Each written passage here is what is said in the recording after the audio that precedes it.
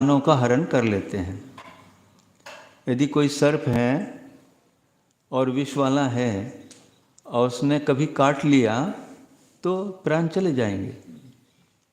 परंतु क्या है, तेषाम औषधस्य संति बहुव सद्य विष विशुद्ध, यानी वर्तमान में सद्य उस विष को उतारने के लिए, उस विष को नाश करने के लिए औषधीय संति बहु, बहुत सारी औषधियाँ, यानी सांप काट भी ले मंत्र के उपचार से या औषधि से, या औषधि से वो विष उतर सकता है।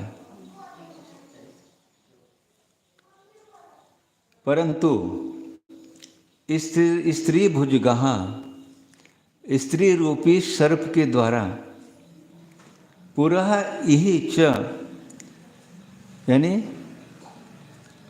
इस लोक में, ये श्लोक को और परलोक को भी, मोह क्रुद्धा प्रसन्ना तथा, दोनों रूप से।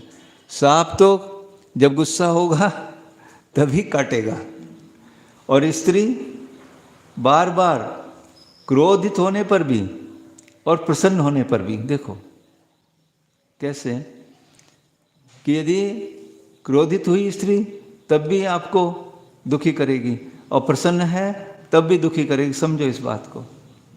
योगिंद्राण अपि, सामान्य मनुष्य की तो क्या बात, तपस्वियों को भी वो बताएंगे भी विस्तार से। तान निरोषाद, और उसको औषधि को उसके स्त्री द्वारा, यदि स्त्री रूपी भुजन के द्वारा काटा गया है कोई, तो उसकी भी कोई औषधि नहीं है। और कैसा है, दृष्टा च दृष्ट्वापि, यदि किसी ने उसको देखा स्त्री को तब भी वो काटा जाएगा, यदि स्त्री उसकी तरफ देख ले तब भी वो काटा जाएगा। दोनों तरफ से है, स्त्री को देखने पर भी या स्त्री के द्वारा देखे जाने पर भी। और क्या विशेषता है कि सर्प के द्वारा काटे जाने पर तो यदि प्राण नाश होता है तो एक ही भव का नाश होता है, और यदि स्त्री के द्वारा यह जीव, ये कोई प्राणी यदि काटा गया, यानी उसके द्वारा यदि देखा गया है, तो कितने भवों का भी नाश करती है, कितने भवों का भी बंद करती है। हाँ, अधीन कहाँ से लिया इसमें? हाँ हाँ हाँ हाँ हाँ हाँ। तो स्त्री रूपी भुजंग के द्वारा मारा गया, हन्या गया, यदि हना जाए तो वह बार बार पुनः पुनः, यानी सामान्य मनुष्य की तो क्या बात, योगियों को भी वो चलित कर देती है। कितनी प्रथमान योग में कथाएं आती हैं कि योगी भी स्त्री के कटाक्ष से डिग जाते हैं, उनके अधीन हो जाते हैं। देखते ना कि कैसा इंद्री का, ये स्त्री का संसर्ग होता है।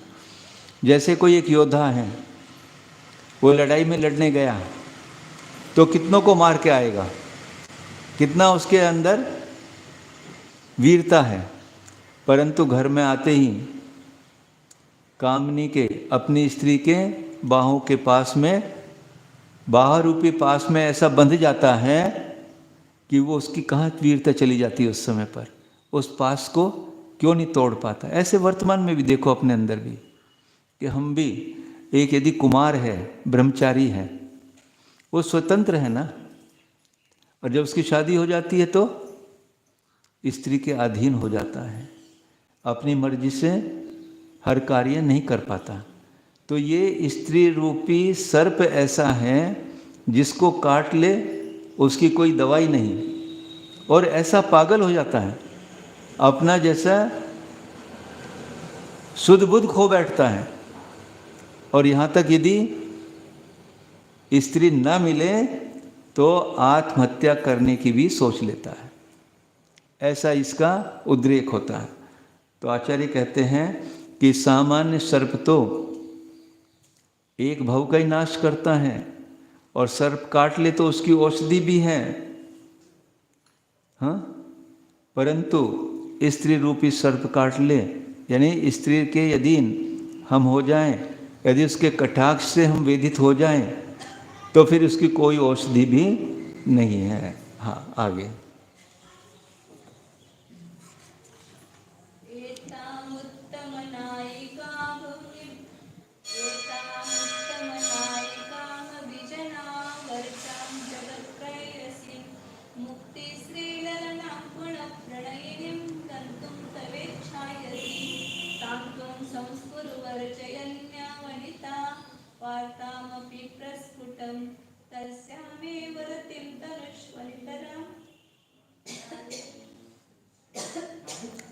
प्रायेण से शास्त्रिया। अब आचार्य यहाँ पर संबोधन दे रहे हैं। यदि तव इच्छा गंतुम, यदि तेरी इच्छा है, किसकी? इसमें दोनों का, एक लौकिक स्त्री का और मुक्ति रूपी रमणी का, दोनों की तुलना की गई है। एताम, इस प्रकार से, उत्तम नायिकाम, जो उत्तम नायिका हैं, कौन और क्या है? अभिजन वर्ज्याम, आवर्ज्याम, और जो इष्ट जनों को, जो कुलीन मनुष्यों को, अभिजन माने कुलीन मनुष्यों को जो आवर्ज्याम यानी प्राप्त हो सकती है। जगत प्रेयसीम, जो तीनों लोकी की प्रेमिका है, जो तीनों लोक जिसको चाहते हैं, कौन है? मुक्ति रूपी लक्ष्मी, जिसको तीनों जगत के प्राणी चाहते हैं। ऐसी श्री मुक्ति श्री ललनाम, ऐसी मोक्ष रूपी ललना, मोक्ष रूपी स्त्री को गुण प्रणयनी जो गुणों से प्रेम करने वाली हैं, ऐसी मोक्ष रूपी लक्ष्मी को गंतुम यानी प्राप्त करने की तब इच्छा, यदि तेरी इच्छा है तो। लौकिक स्त्रियों की तो प्राप्त करने की सबको इच्छा रहती है, यानी बहुलता किसकी है? लौकिक स्त्री को प्राप्त करने की या मोक्ष रूपी लक्ष्मी को प्राप्त करने की? बोलो। हाँ, तो शादी क्यों करे फिर? यदि मोक्ष रूपी लक्ष्मी को इच्छा करनी है, क्यों भैया? क्या नाम महावीर है? महेश, क्या इच्छा है?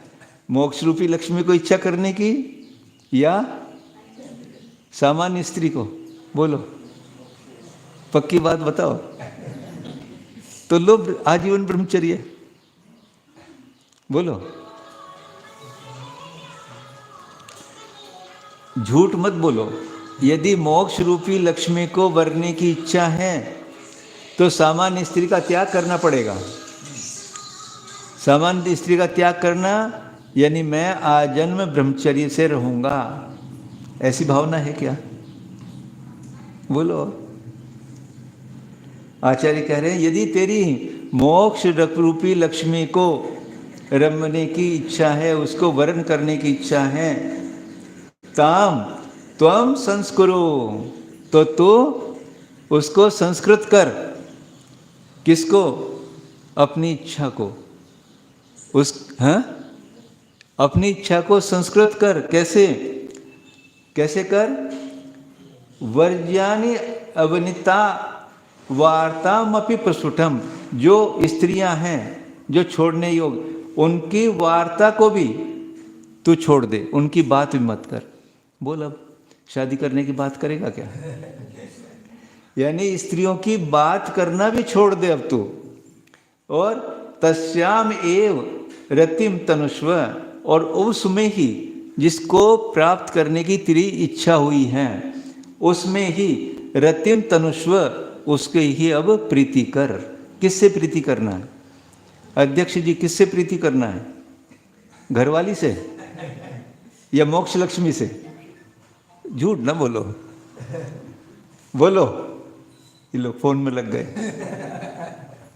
यानी आचार्य कह रहे हैं ये सारा संसार भोगों की तरफ बढ़ा हुआ है। देखो वर्तमान में कितने मुनि होंगे पूरे संसार में, कितने मुनि हैं, क्योंकि जिन्होंने अपने अपने को यानी मोक्ष लक्ष्मी को वरण करने की इच्छा प्रकट की है कि मुझे तो अब इस संसार के भोगों से विरक्ति होकर बस निज आत्मा में ही मुझे प्रीति करनी है। ऐसे कितने लोग हैं। अभी देखो बच्चा 19-20 साल 21 साल का हुआ नहीं तो माता पिता उसको स्त्री के मोह रूपी खंदक में ढकेल देते हैं कि जा। कोई पिता ऐसा होता है कि नहीं, उसको संबोधन करे कि ये मार्ग तो मैंने देख लिया, आप तो इसके मार्ग के दृष्टा हो गए ना। अब क्यों, शादी करके देख लिया ना कितना सुख है, बोलो तो फिर क्यों दूसरे अपने बेटे को बच्चों को लगा रहे हो उसमें। दिसंबर तक शादी करनी है मनीष की जबकि उसकी प्रबल इच्छा है योग की तरफ जाने की, परंतु नहीं, न दादी को चाहिए, न पिताजी को चाहिए, न माँ को चाहिए, सबको चाहिए कि मेरा बेटा घर बसाए। उसको ये नहीं कि इस संसार से बाहर निकालने के लिए हम कोशिश करें। तो आचार्य कह रहे थे नितराम प्रायेण सा ईर्षा इष्टा, और हमेशा क्या कोशिश करनी चाहिए कि भोगों की ओर छोड़कर योगों की तरफ आए। क्यों, क्योंकि प्राय रूप से देखा गया है कि स्त्रियों को ईर्ष्या सहित होती हैं, स्त्रियां ईर्ष्यालु होती हैं। तो आचार्य क्या कह रहे हैं, देखो कितना संबोधन दे रहे हैं, और कम से कम उनके लिए तो जो शादीशुदा नहीं है और उनके लिए भी जो शादीशुदा है कि ठीक है अब तो तूने संसार करके देख लिया ना, अनंत काल हो गया संसार करते करते तेरा मन नहीं भरा, यहां तो एक ही मिली है,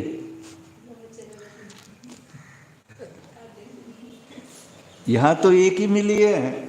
जब तू देव पर्याय में था हजारों तेरे साथ थी और पूरा जीवन तेरा कुमार जैसा ही था।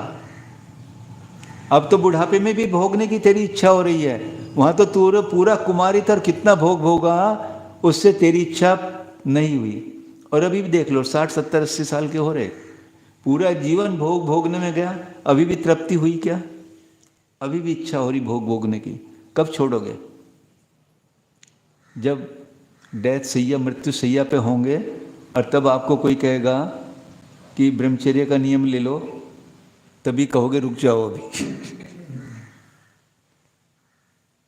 यानी इसको यदि आप अपनी इस भावना को समाप्त करना चाहते, भोगों की भावना को, तो कम से कम थोड़ा थोड़ा बढ़ाओ इसको। 1 महीने में कितना कम करो, और कम करो, और कम करो, महीने में, 2 महीने में, 3 महीने में, ऐसे करते करते एक दिन उन भोगों से पूरी विरक्ति हो जाएगी। भोग तो हम तो भोगों को नहीं भोगते, पर उन भोगों ने हमारे पूरे जीवन को भोग लिया है, तो उनसे विरक्ति क्यों नहीं हो पाती। अब विचार करो क्यों ऐसी हमारी अभी भी उन भोगों में इच्छा जा रही स्त्रियों के अंदर। क्या कह रहे हैं, स्त्रियां तो हमारे अनेक अनेक भवों का नाश करती है, सांप तो एक ही भव में काट के नाश करेगा। और देखो दोनों में कंपेरिजन तुलना की है, लौकिक स्त्री तो कुलीन और अकुलीन जो नीचे के भी होंगे सबको प्राप्त हो सकती है, सभी को प्राप्त होती है ना स्त्री तो, परंतु मोक्ष रूपी स्त्री केवल कुलीन जनों को ही प्राप्त हो सकती हैं। जो महावीर के कुल में उत्पन्न हुए उन्हीं को प्राप्त हो सकती मोक्ष लक्ष्मी, अन्य को नहीं। और दूसरा, जो लौकिक स्त्री है वो कामी जनों को ही प्रिय होती है, जिनको काम की इच्छा होती है उन्हीं को ही वो लौकिक स्त्री प्यारी होती हैं। परंतु मोक्ष लक्ष्मी तो तीनों लोकों के जीवों को प्यारी है। सभी जीव चाहते हैं कि संसार से निकलकर हम मोक्ष में स्थापित हो जाएं। और जो लौकिक स्त्री है वो तो धन में ही अनुराग रखती है, परंतु मोक्ष रूपी लक्ष्मी उत्तम गुणों में जीव के उत्तम गुणों में अनुराग रखती है। जो उत्तम गुणों का धारी होगा उसको ही मोक्ष रूपी लक्ष्मी वरण करती है। इस लौकिक स्त्री से तो एक क्षण मात्र का सुख, सुखाभास, ये सुख क्या है? कितनी देर का सुख मिलता है भोगने में? विचार करो, क्षणिक सुख है वो, और सुख भी नहीं है, काम वेदना का प्रतिकार मात्र है, वो सुख नहीं है। परंतु मोक्ष रूपी लक्ष्मी जब मिल जाएगी तो अनंत सुख का सागर, और अनंत काल तक अनंत सुख का सागर ये जीव प्राप्त करता। पर ये शब्द सुनने से ही कुछ भी नहीं हो पा रहा। हमारे शब्द तो सुन रहे हो, पर अंदर कुछ हलचल हो रही क्या? कुछ भी नहीं हो रहा। इसका मतलब इसका कुछ भी प्रभाव नहीं पड़ रहा। हम ऐसे इस स्त्री के व्यसन में फंसे हुए हैं कि उसका बाहर निकलने की हमारी भावना भी नहीं होती।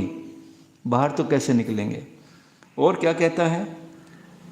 लौकिक स्त्री को तो प्रसन्न करने के लिए कभी नेकलेस चाहिए, कभी कान के चाहिए, कभी नाक का चाहिए, कभी कटिसूत्र चाहिए। उसको प्रसन्न करने के लिए सब आभूषण लाके देते हैं। परंतु मोक्ष रूपी लक्ष्मी के लिए ये आभूषण कुछ भी कार्यकारी नहीं है। वहाँ तो रत्नत्रय, सम्यक दर्शन, सम्यक ज्ञान, सम्यक चारित्र रूप आभूषण उसको पहनाने पड़ेंगे। यानी स्वयं जब रत्नत्रय रूप परिणत होगा तभी लक्ष्मी, मोक्ष लक्ष्मी आकर तेरा वरण करेगी। तो इस तरह से ये मोक्ष रूपी लक्ष्मी तो बहुत दुर्लभ है। जो इसे पाना चाहता है उसके लिए दुर्लभ है। परंतु लौकिक स्त्री कैसी है? जो इसे पाना चाहता है वो इसे आसानी से प्राप्त कर लेता है। परंतु मोक्ष रूपी लक्ष्मी को प्राप्त करने के लिए मोह को छोड़ना पड़ता है। इसके लिए मोह करना पड़ता है। दोनों बातें। तो इस तरह से ये तुलना बताई है मोक्ष रूपी लक्ष्मी में और लौकिक लक्ष्मी में। तो इस जीव को इस बाह्य इस स्त्री से, लौकिक स्त्री से कैसे बचाना है? कैसे दुखों की खान है ये? जो पूर्व प्रथमान योग में कितने कितने जम्बू स्वामी जी का चारित्र देखो, 4 स्त्रियां खड़ी थी। माँ चाहती थी कि इसकी दीक्षा ना हो, वो अगले दिन दीक्षा लेने वाला था, परंतु वो भी उसको डिगा नहीं पाई। वो जानता था कि ये सब तो मैंने अनेक बार भोगा है, इसके भोगने से तो मेरी आत्मा का कल्याण होने वाला नहीं है। हाँ, आगे एक और करते हैं। हाँ, 129 20।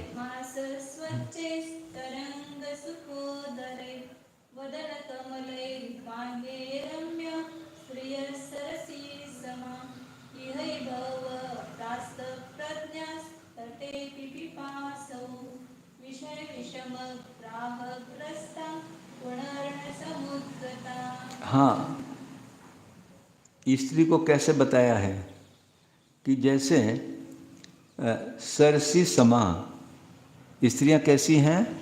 छोटा तालाब, सरसी माने छोटा तालाब लिया यहाँ पर। जैसे छोटा तालाब है, उसके किनारे पर कीचड़ होती है। कोई जीव पानी पीने की इच्छा है उसको, तो जैसे वो पानी पीने की इच्छा करके तालाब की तरफ चलता है तो वहाँ कीचड़ में फंस जाता है, तो पानी तो पी नहीं पाया। पर उस तालाब में जो मगरमच्छ आदि जो जीव थे वे आकर उसको पकड़ लेते हैं। तो बता रहे हैं वचन सलिले हैं, दोनों तरफ से उसका किया है कि स्त्री के वचन कैसे हैं? जैसे तालाब में जल। हास यानी कैसे हैं वो? हास स्वच्छ ही तरंग सुखो उदरे। जैसे तालाब के बीच में तरंगे होती हैं, वैसे ही स्त्री के वचन भी ऐसे ही तरंगों के समान चंचल यानी अस्थिर सुख देने वाले। और कैसे हैं? हास्य रूप वचन उसके मन को हरने वाले ऐसे स्त्री के वचन होते हैं। वदन कमलही, और उसका मुख कैसा है? जैसे जल के अंदर कमल होता है ना, ऐसे उसका स्त्री का भी कमल रूपी मुख है। ऐसे रम्या स्त्रियां रम्यमान होती है, रमने के लिए जिनके इच्छा होती है, वे यही ही बहुवह प्रास्त प्रज्ञा, इस लोक में ही बहुवह माने बहुत से लोग जिनकी प्राह अस्तः प्रज्ञा, जिनकी बुद्धि नष्ट हो गई है। प्रज्ञा प्राय अस्तः, जिनकी बुद्धि जिसकी नष्ट हो गई है, बुद्धि नष्ट हुई यानी मूर्ख जीव, तटे अपि पिपासुवः, तट पर जाने पर भी, जैसे नदी के तट पर, सरोवर के तट पर जाने पर भी वो प्यास के कारण पिपासुवः विषय विषम ग्राह, विषयों रूपी विष, यानी तट के किनारे पर पहुँचे, वहाँ कीचड़ थे, वहाँ ग्रह ने यानी जीव जंतुओं ने उनको पकड़ लिया। इसी तरह से जिसकी बुद्धि मूर्ख प्राणी स्त्रियों के विषयों के पास जाने पर भी ग्रहग्रस्ता, जैसे ग्रह पकड़ लेता ना है, ऐसे वो उससे ग्रस्त हो जाते हैं। स्त्रियों के पास जाने से स्त्रियों के विषयों में वो ग्रस्त हो जाते, पकड़े जाते हैं। पुनः न समुद्गता, जैसे कीचड़ से बाहर आदमी नहीं निकल पाता, तालाब के किनारे पर जो कीचड़ थी वहां पहुंचा, उसमें दलदल में फंस जाता है। इसी तरह से स्त्री रूपी दलदल में फंसने पर न पुनः समुद्गता, वहां से फिर निकल नहीं पाता। यदि कोई जीव व्यसनों में फंस जाता है, अभी देखो जिसकी शादी हो गई, यदि उसको कहीं दीक्षा ले लो, निकल पाएगा क्या? और जिसकी शादी नहीं हुई उसको क्या है, उसे किससे पूछना है? वो तो आसानी से निकल सकता है, परंतु जो कीचड़ में फंस जाता है एक बार, वो दोबारा निकलना उसका बहुत मुश्किल होता है। तो आचार्य कह रहे हैं न पुनः समुद्गता, क्योंकि कीचड़ में फंसने पर कैसा हो जाता है वो, जैसे ग्रह ने उसको पकड़ लिया है, जैसे मगरमच्छ ने उसको पकड़ लिया हो, वहाँ से निकल नहीं पाता। उसी तरह से यह जीव स्त्री के प्रेम में रम्यमान होकर रमने पर फंसकर फिर वहाँ से निकलना उसका बहुत मुश्किल होता है। तो भव्यात्माओं, फंस गए तो फंस गए, कोई बात नहीं, तो निकलने का तो प्रयास करो। अब कैसे निकलोगे? अपने आचरण में संकल्प लेना प्रारंभ करो कि मुझे महीने में इतने दिन ब्रह्मचर्य से लेना है, रहना है। जब 6 महीने उसका पालन हो जाए तो और कम करो, और कम करो, और कम करो। एक दिन ऐसा आएगा कि इन विषय भोगों से आपको वैराग्य उत्पन्न हो जाएगा। वैराग्य उत्पन्न हो पर आप मोक्ष मार्ग में बढ़ोगे और एक दिन मोक्ष रूपी लक्ष्मी को रत्न त्रय प्राप्त करके मोक्ष रूपी लक्ष्मी का वरण कर सकेंगे। पूर्ण करते हैं। बोले आचार्य गुरुदेव सुंदर सागर जी महाराज की। जावानी के ज्ञान से सूझे लोकालोक, सोवानी मस्तक नमो सदा देतु हूँ धोख।